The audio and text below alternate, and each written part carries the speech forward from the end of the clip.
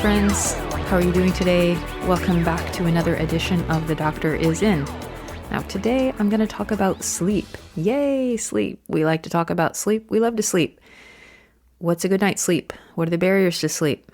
Well, this is a ginormous topic, but I'm going to focus the topic on what is the relationship between trauma and PTSD and sleep? And so why do people with PTSD have so much trouble with sleep? What's the connection? And in preparing for this, it's pretty amazing how much we still don't know about sleep. But sleep is essential. It's essential for our brain functioning, our executive functioning, our decision-making, our reasoning, judgment. It's essential for healing of our bodies, our immune function, for weight loss, cognition, hormone production, regulation, and basically all the things. So Matthew Walker, the author of the best-selling book Why We Sleep, says, "Sleep is the Swiss Army knife of health. Whatever ailment you face, it's more than likely that sleep has a tool in its toolbox that can fix it." He also says, "There's no aspect of a human being's wellness that isn't eroded by a lack of sleep." So with that in mind, we know that trauma, people recovering from trauma and PTSD have a lot of troubles with sleep. In fact, sleep disturbances are one of the criteria for PTSD. So before I get into the particular relationship between trauma and sleep, I'm going to cover a bit about the nuts and bolts about sleep. And so we're going to talk about the stages of sleep, or you can call it the architecture of sleep, which are the stages. And so there's 4 basic stages. The first 3 is the non-REM, or the rapid eye movement, and the 4th is the rapid eye movement stage. And so stage 1 is the transition from wakefulness to sleep. And so during this relatively short period of light sleep, your heartbeat, breathing, your eye movements, they slow down, your muscles relax, and you might have the occasional twitch, and your brain waves are slowing down and taking on different patterns. Then you move into stage 2, and that's also a lighter sleep. Obviously, between stage 1 and 3, your heartbeat and breathing continue to slow down, and your muscles continue to relax. Your temperature starts dropping, your eye movements stop, and you spend a lot of your time in this stage of sleep. Stage 3 is the period of deep sleep that you most need to feel refreshed in the morning. And interesting, it occurs in longer periods during the first half of the night, and it shortens a little bit during the second half of the night. But your heartbeat and breathing are at their lowest levels during this stage, and your muscles are relaxed, and, not surprising, it's the most difficult stage to awaken you. The rapid eye movement, or REM stage, is the one you're familiar with. It's the one where most of our dreaming occurs. And it gets its name because your eyes are literally moving from side to side. So during this stage, your breathing may become faster and irregular, your heart rate and blood pressure increase. However, your arm and leg muscles become temporarily paralyzed, which prevents you from acting out your dreams, which is probably a good thing. And so this is first occurring after the first hour and a half, and it's also because of our dreams, it's also the stage in which most of our memory consolidation most likely occurs. Although that requires, like dreaming, both non-REM and REM sleep. Those are the stages. And your sleep goes in cycles that rotate through all of these 4 cycles. And so it'll rotate 45 times through a normal 8-hour sleep period. And whereas the cycles may vary in length from 70 to 100 minutes at first, and they may last as long as 90 to 120 minutes later in the night. In fact, your last REM cycle may be up to or more than 60 minutes. Pretty fascinating stuff, huh? So now, what is the relationship to PTSD or trauma-related stress and sleep? So we know that approximately 70 to 90% of people with post-traumatic stress disorder, or PTSD, suffer from some kind of sleep disturbance. This makes sense because sleep disturbances are one of the criteria that people need to meet to have a diagnosis of PTSD. But Judith Herman, in her book Trauma Recovery, states that people with PTSD take longer to fall asleep, are more sensitive to noise, and awaken more frequently during the night than ordinary people. Another study I found said that, not even talking about PTSD, but children who suffer adverse childhood experiences, or ACEs, their sleep can be negatively impacted for 50 years. And so this is also dose dependent and time dependent. So the more ACEs, the more difficulty you're going to have sleeping, and the longer time you're going to have difficulty sleeping. In fact, ACEs, or adverse childhood experiences, may increase the risk of chronic health problems through the adverse effects of sleep problems. Another thing about trauma and dreams is that environment has a significant role, because some may not feel safe in a bed because this was the setting for their trauma experience, whether they're in prostitution or they were raped or molested. Also, the nighttime may be associated with the trauma environment, or they're afraid of the dark, or the terrible things that happen to them. Also, depression and anxiety, which are related to PTSD, also disrupt the sleep cycles, and people often have trouble getting asleep or staying asleep due to one of these other complicating comorbidities. So sleep disorders are not just a secondary symptom of PTSD. They need to be addressed more comprehensively and aggressively, especially considering how important sleep is to overall health and well-being. A question that came up as I was preparing for this is the question that, do sleep problems contribute to or cause PTSD, or does PTSD cause sleep problems? Because interestingly, sleep problems that precede the traumatic event may also play a role. One study, they studied soldiers, and that the soldiers reporting nightmares before going to war were more likely to develop PTSD after coming back than the cohort that did not report having nightmares. Interesting. So studies suggest that sleep problems and disrupted sleep architecture, or the sleep cycle, after a traumatic event are predictive of PTSD developing later. Studies also suggest that addressing sleep disturbances can prevent PTSD, or at least mitigate effects of PTSD. So this is promising and hopeful, that by getting treatment for sleep early on can help people from developing full-blown PTSD. So let's say you've had a traumatic event. Let's say you're having trouble sleeping. So focusing and aggressively getting on top of the sleep problems can prevent PTSD from developing further. This is really exciting, to think that you could actually do something more proactive to prevent future PTSD. So I'm going to talk a little bit about the 3 different categories of sleep disturbances suffered by people with PTSD. And those are obstructive sleep apnea, insomnia, and nightmares or night terrors. So the first is obstructive sleep apnea, or OSA. So there's a higher prevalence of OSA among people with PTSD, but it's not exactly clear why.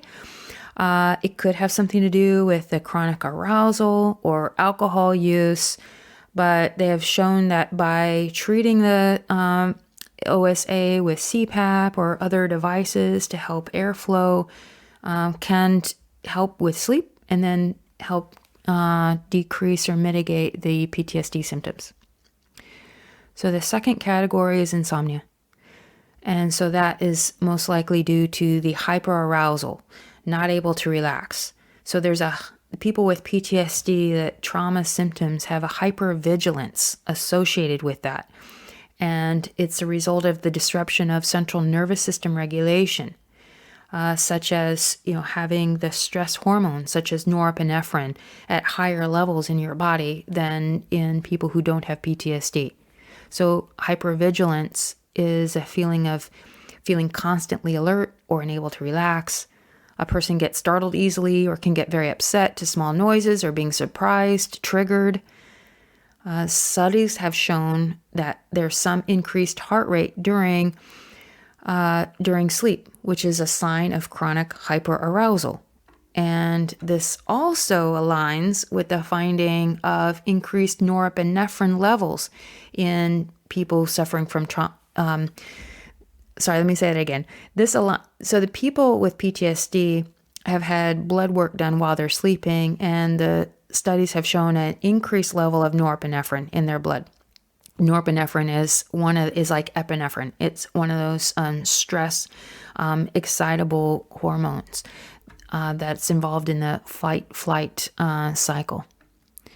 So also insomnia could be complicated, as I mentioned before, with their day-night cycle being inverted, with people having to stay up all night, trying to sleep during the day, such as some of the women that I'm working with, women in prostitution.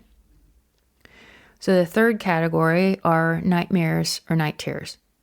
So with PTSD, memory processing during sleep is disrupted, and the brain's ability to process memories and emotions is disrupted, which inhibits the recovery process. So one scientist has said that during REM sleep, memories are being reactivated, put in perspective, and connected and integrated.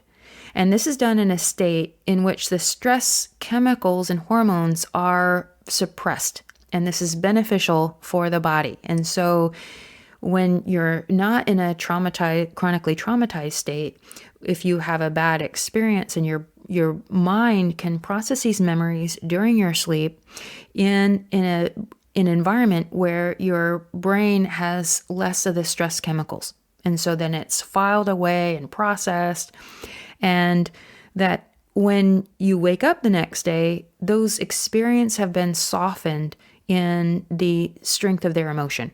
And so it helps you cope with them, helps you deal with that. It doesn't necessarily make it go away, doesn't necessarily help, and it won't necessarily happen in one particular night, but in a person that's not suffering from PTSD, that their brains are better able to cope with that. However, when they studied people suffering from PTSD and there's hypervigilance, their heart rate is elevated, probably due to the elevated levels of norepinephrine, is that this is disrupting those normal memory processing pathways. And we don't exactly know yet all that's going on, at least in my studies, I haven't been able to find out, but that there's a physiological response that's happening in people with PTSD that's inhibiting those memories. And so then we're getting those vivid flashbacks, those nightmares, those night terrors that are happening in your sleep. And so those levels of norepinephrine are not blunted, and you're getting those symptoms during sleep as well as when you're awake. So to sum up, I'll quote from another study. And all these things will be listed in the show notes below. But in summary, and I'm reading from this study in how traumatic stress disorder affects sleep. And the literature from adult studies of PTSD suggests that 1, sleep disturbances, particularly nightmares, are frequent symptoms of PTSD. 2, sleep disturbances often occur following a trauma prior to PTSD onset and may confer increased vulnerability for development of PTSD. 3, sleep disturbances predict global PTSD symptom severity. 4, sleep disturbances are often a residual symptom following treatment of PTSD. And 5, treatment of sleep disorders yields strong improvement in PTSD symptoms. So basically, treat the sleep, treat it early, treat it aggressively, and it will help either prevent PTSD or mitigate the symptoms, and it will help you recover. It's also important to note that back in point 4, and that even that your sleep problems as a result of PTSD can linger on even longer than when most of your other symptoms of PTSD have already resolved. So sleep occurs early and lasts longer. So all the more reasons to get on top of your sleep. So now on to barriers to sleep. What are the things that inhibit good sleep? So we know that PTSD and the disrupted brain connections and sleep architecture inhibit sleep. But we can contribute other problems that might occur too. such as, well, I already mentioned the day-night confusion. So if you've had to work all night, or if the nighttime is a scary time for you, then that's going to be a problem. It's going to cause some insomnia there. Eating and drinking, especially heavy meals within a couple hours of bedtime, are going to interfere with your sleep. Also, exercise. Now, some people find that they can exercise and then that makes them tired and go to bed, but sometimes too rigorous exercise can, up your epinephrine and those stress chemicals, and they can elevate them so high that you're not able to get to sleep when you want to. So naps, there's nothing wrong with a good nap, but keep it early, definitely before 5 p.m. and keep it short, 30 minutes or less. It's important to note that naps are not to be used to self-medicate from poor sleep. I mean, they can definitely help, especially if you need a power nap in the middle of the day to get you through the day, but that's not going to be in your regular routine. But if you're napping, let's say if you have chronic sleep problems and you find yourself napping for an hour and a half every day, maybe from 3 to 4 or something like that, that might be one of the things that's inhibiting your sleep and not actually helping you in the long run.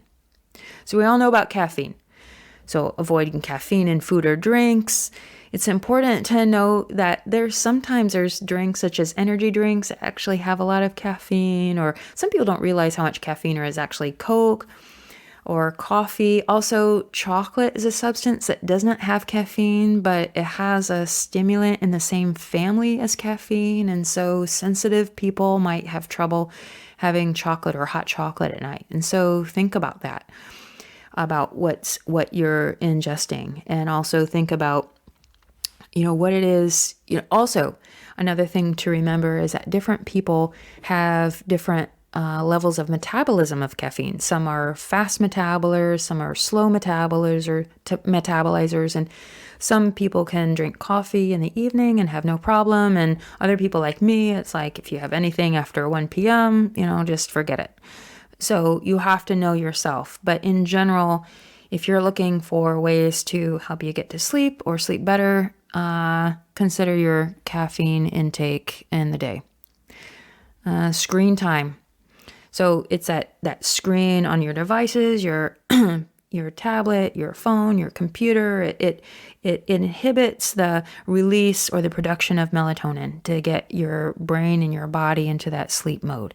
And so, of course, you've heard this. This won't be the first time you've heard this, is turn off your TV or devices 30 to 60 minutes. I mean, at least 30, 60 is probably better, before going to bed, to help your mind relax and fall asleep. And this goes to the next point, which is triggers. So prior to bedtime, avoid exposure to something that may trigger your trauma or make you upset, such as watching the news, surfing the internet, in case something pops up. You might answer a text. Maybe it's from your quote unquote boyfriend, or maybe it's from your mom, or somebody that's gonna make you mad or sad or hyped up right before you go to sleep. So putting away your devices well before bed is going to ensure that you're going to avoid some of those emotional triggers. Alcohol, avoid using that as a sleep aid. It doesn't work. And I'm going to get to alcohol and other drugs in a section a bit later. So people who have traumatic brain injuries may also have problems sleeping. And so consider, if you have anything like that in your history. I'm not going to get into the science of that, but having a history of a traumatic brain injury may also be contributing to your poor sleep. And other medications and drugs, which I'm going to start talking about now. And so it's important to note that prescription medications can cause sleep disturbances. So examples, not an exhaustive list, are antidepressives, common cold meds, oral contraceptives, or there's steroids. There's some inhaled respiratory drugs like asthma puffer. That causes a mild stimulant. Diet pills or seizure meds, or certain headache medications have caffeine. And so if you're having trouble sleeping, check the label of your medication and make sure that that's not one of the causes. And so you might consider not taking that, or switching drugs, or changing the time of day that you're taking those medicines to help with that. So other drugs, like as in illicit substances. So a lot of substance use actually disrupts the sleep regulatory systems. Go figure. Meth or cocaine kind of amp you up, and then alcohol is a barbiturate and it puts you down. But they all affect your sleep. And the thing is that a lot of people with PTSD or other trauma symptoms use alcohol or other substances to try to sleep better. Also, if you're trying to kick the habit, the withdrawal, not only the drug use, but also the withdrawal from the drug, can cause insomnia. And that can fuel drug cravings, and that can be a factor that leads to relapse. So consider this. I mean, it's all kind of complicated. It seems like a lot of these things are working against you to get good sleep and to kick the drugs. But it's important to consider all the factors, as you're considering ways to improve your sleep. So alcohol and sleep. And a lot of people say, yeah, it kind of makes me sleepy, helps me sleep, but no. The alcohol alters, in a negative way, the quality and duration of your sleep. And so although it makes you feel sleepy and it may help you fall asleep more quickly, it is disruptive to the later stages of sleep and reduces the amount of time spent in the REM stage, which is the most restorative stage of sleep. It causes abrupt and more frequent awakenings. So even if you sleep a full night after drinking, you may not feel rested in the morning. And that's with or without a hangover.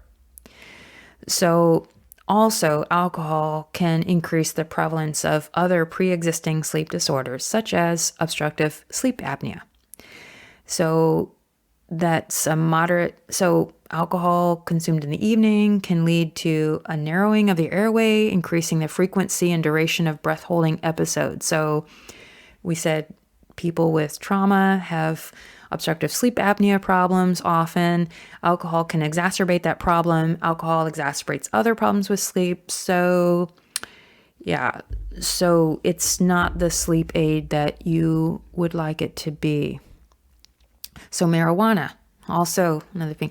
Yeah, it helps me sleep, but yeah, I can get to sleep easy, makes me tired, sure. And it is true that cannabidiol or CBD seems to reduce the amount of time it takes one to fall asleep. It also decreases anxiety, which improves, your ability to get to sleep. However, it's like alcohol. It tends to disrupt the later forms of sleep. And if there's THC, which is the active ingredient of marijuana that gets you high, that definitely affects your sleep and reduces the amount of time you're spent in the REM stage. And so there are studies that say occasional marijuana use doesn't disrupt sleep, but daily marijuana use is associated with sleep difficulties. And of course, withdrawal from marijuana causes trouble sleeping. So that's another thing where, it kind of makes you sleepy, kind of reduces your time to sleep, but it's not a recommended sleep aid. There are better ones. So other medications, particularly, the ones that a lot of people with PTSD or trauma symptoms will take are the psychotropics that impact your dopamine and serotonin, such as antidepressants or antipsychotics. And so, of course, these are going to impact your sleep. And so you really need to pay attention and talk with your doctor about the timing of these, the dosing of these, and making sure that you can take these to mitigate your other psychological issues while still able to get asleep. Because if the drug is working against your sleep, but it's working for your other brain chemistry, then it's kind of working at odds with each other, because sleep is absolute medicine. And so trying to manage the drugs, if they are impacting your sleep, to maximize your sleep while also minimizing the other symptoms related to your other psychiatric issues. And there's a lot to think about. So sleep aids. So here are some things that we can do to improve your sleep. And so not all are appropriate or necessary for everyone. And you have to try things out and find out what works for you. But these are general things that I think will pretty much work for most people. And I think, speaking to people who are suffering from chronic trauma symptoms, is that it's important to know that this is normal. Having sleep disturbances is normal, and you will get through this. And there are things that you can do.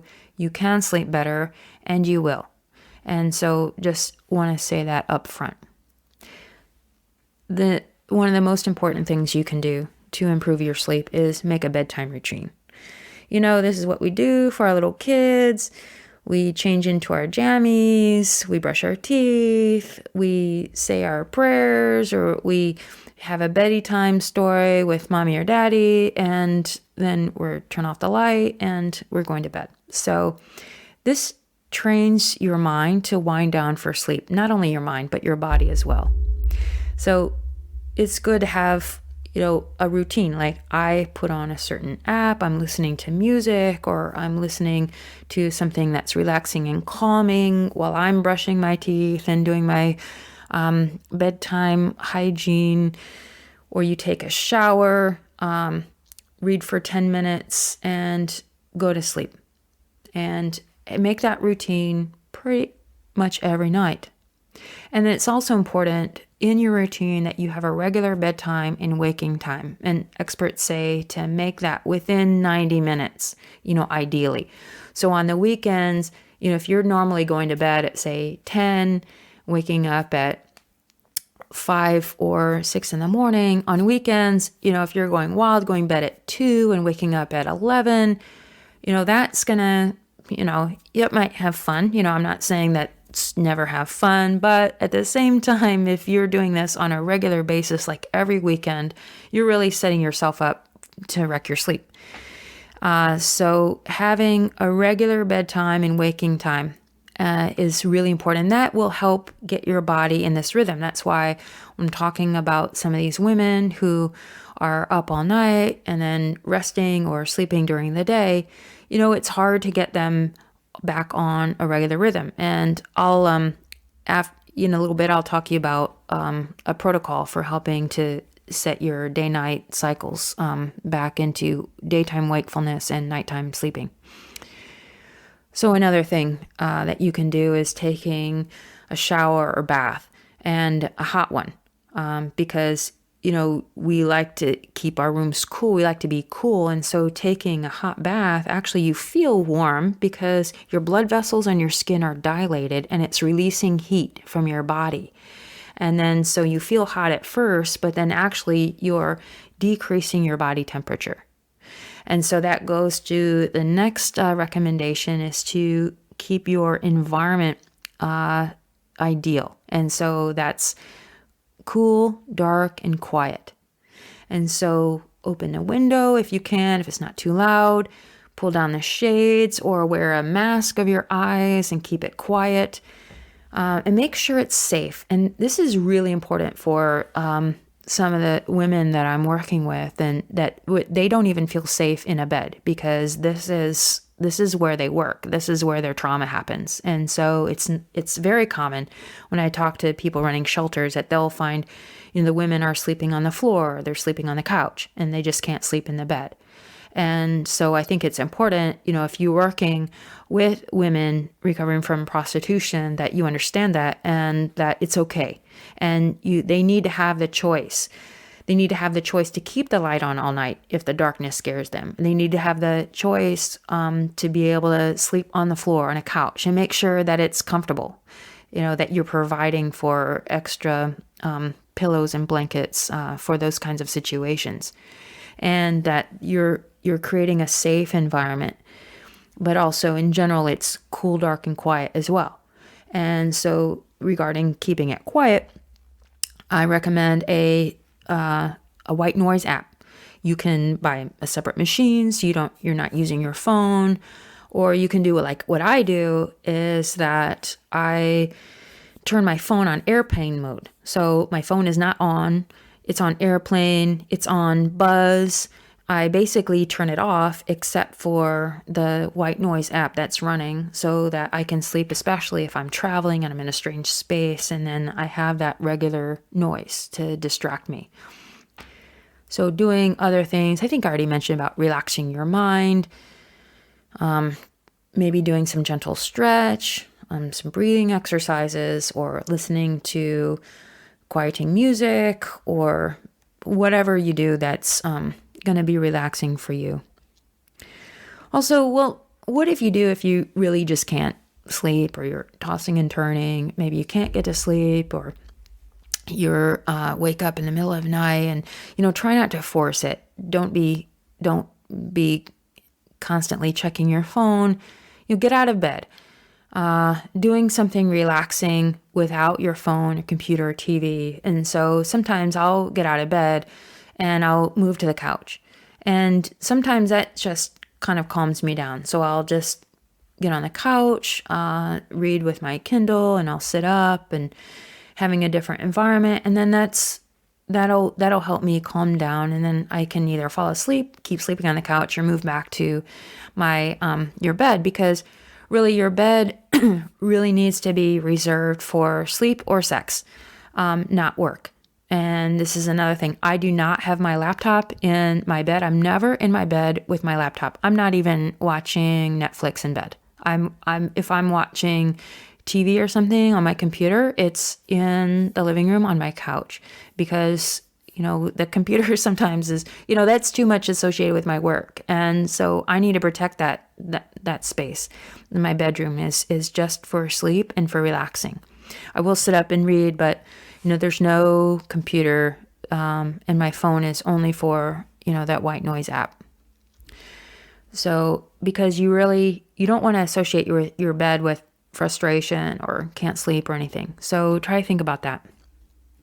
So medication is last. I mean, really, I'm not a big fan of medication, but sometimes it does help to kind of get over the hump, or, to get through a time, or to get over jet lag. But for someone who's having chronic sleep problems, I think, now I want to say, maybe I should say at the beginning, I'll say again, that this is not doctor's advice. I'm just suggesting a couple of medications that you might consider, but please talk to your own doctor at first. But there's medications such as amitriptyline, which is not habit forming and can be taken at bedtime.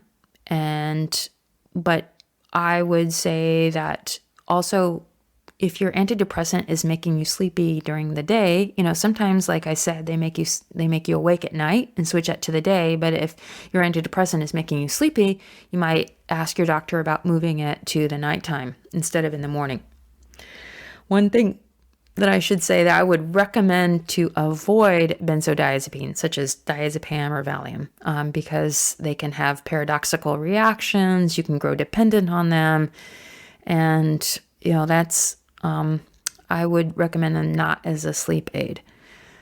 Of course, there's natural sleep aids such as melatonin, valerian, chamomile, CBD, lavender, like I mentioned about, CBD is touted as a sleep aid.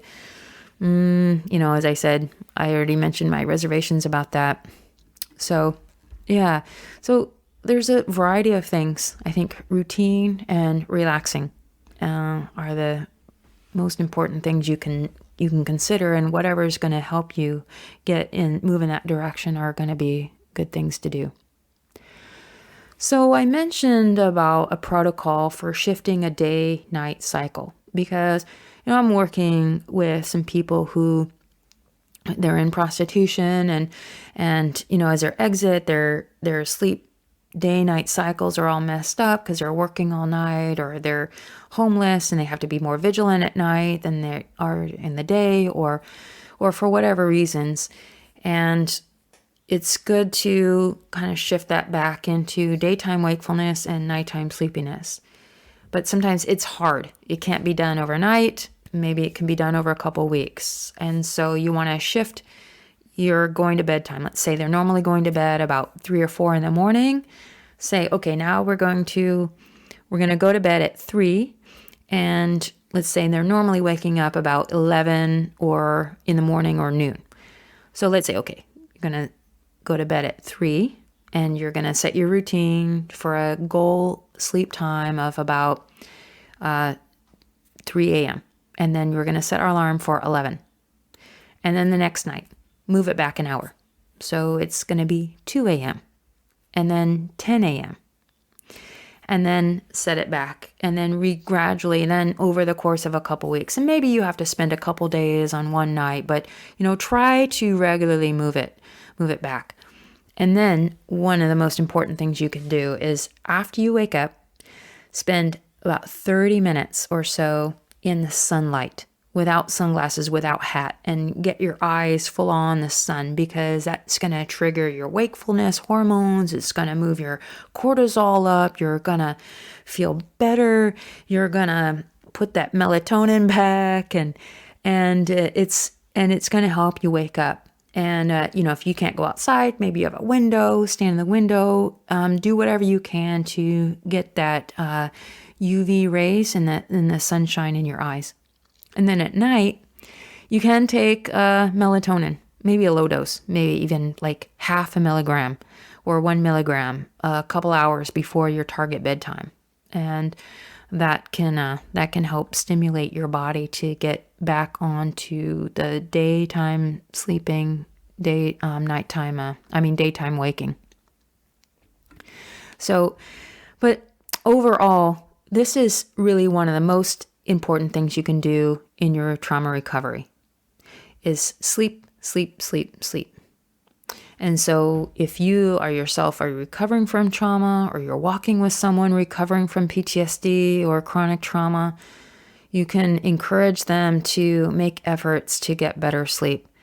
Sleep is medicine, and it's no joke. It really is. We don't even know the half of the benefits of sleep, and there's books been written about it, and we're still discovering more and more. But I would suggest that you approach developing better sleep habits as you would developing any other kind of coping skill. You can experiment, and you practice these recommendations as you would any other.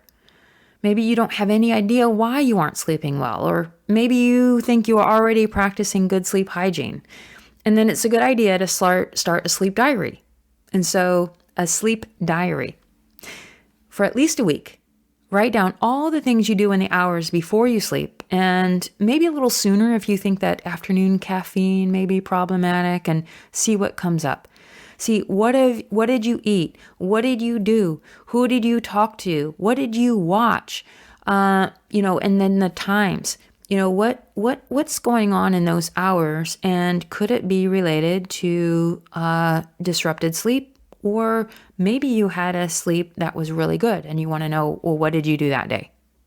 And so then you make adjustments as necessary.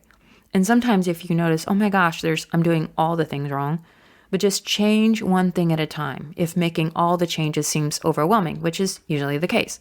So change one thing and then go with that, because then that success will breed more success, and it's step by step by step towards better health. And so I want to say that, sleep problems are normal. You can do all the right things and still have trouble sleeping sometimes. So there's no guarantee, but you will on average start to sleep a lot better and develop resilience for when you can't sleep very well.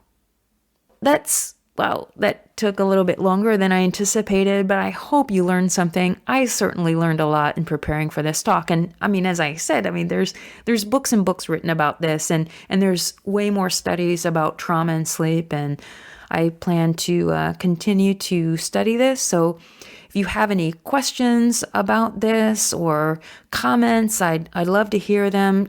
And so in the meantime, I look forward to seeing you again or talking to you on one of my future webinars.